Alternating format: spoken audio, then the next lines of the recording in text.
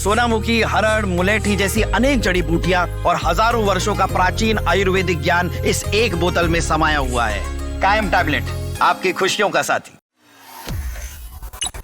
अगर आप बिहार के छात्र हैं और पैसों की कमी की वजह से उच्च शिक्षा का सपना अधूरा रह जाने का डर है, तो आपके लिए एक राहत की खबर है। राज्य सरकार की स्टूडेंट क्रेडिट कार्ड योजना अब छात्रों को बिना ब्याज के एजुकेशन लोन का मौका दे रही है। यानी पढ़ाई के लिए मिलने वाली रकम अब आपको अतिरिक्त पैसा नहीं चुकाना होगा। ये पहल उन युवाओं के लिए खास है जो प्रतिभाशाली तो हैं, लेकिन आर्थिक तंगी की राह उनकी रोक रही है।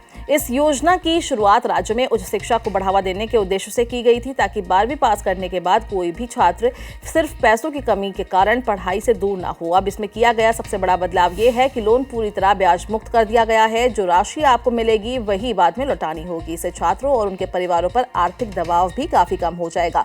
योजना के तहत अधिकतम 4 लाख रुपए तक सहायता ली जा सकती है। ये पैसा सिर्फ कॉलेज फीस तक सीमित नहीं है, बल्कि किताबें, पढ़ाई से जुड़ा सामान, लैपटॉप, हॉस्टल या रहने के खर्च जैसे जरूरी शैक्षणिक खर्चों पर भी इस्तेमाल किया जा सकता है। खास बात यह है कि पढ़ाई के दौरान किस्तें शुरू नहीं होती है। कोर्स पूरा होने और नौकरी मिलने के बाद ही भुगतान की प्रक्रिया शुरू होगी, जिससे छात्र बिना तनाव के अपनी पढ़ाई पर ध्यान दे सकेंगे। लोन चुकाने के लिए भी आसान विकल्प दिए गए हैं। कम राशि वाले लोन को लंबी अवधि में छोटे छोटे किस्तों में चुकाया जा सकता है, जबकि ज्यादा राशि के लिए और अधिक समय मिलता है। इस तरह भुगतान का पूरा ढांचा छात्रों की सुविधा को ध्यान में रखकर बनाया गया है। इस योजना का लाभ लेने के लिए छात्रों को बिहार का स्थायी निवासी होना जरूरी है और उसने इंटरमीडिएट पास किया हो। उम्र की भी एक तय सीमा है और किसी मान्यता प्राप्त कॉलेज या यूनिवर्सिटी में एडमिशन होना अनिवार्य है, चाहे तकनीकी कोर्स हो, पॉलिटेक्निक, प्रोफेशनल पढ़ाई या फिर सामान्य स्नातक कोर्स, सभी के लिए यह सुविधा उपलब्ध है। आवेदन की प्रक्रिया भी डिजिटल कर दी गई है। छात्र घर बैठे ऑनलाइन फॉर्म भर सकते हैं। इसके बाद जरूरी दस्तावेजों के साथ जिले के निर्धारित केंद्र पर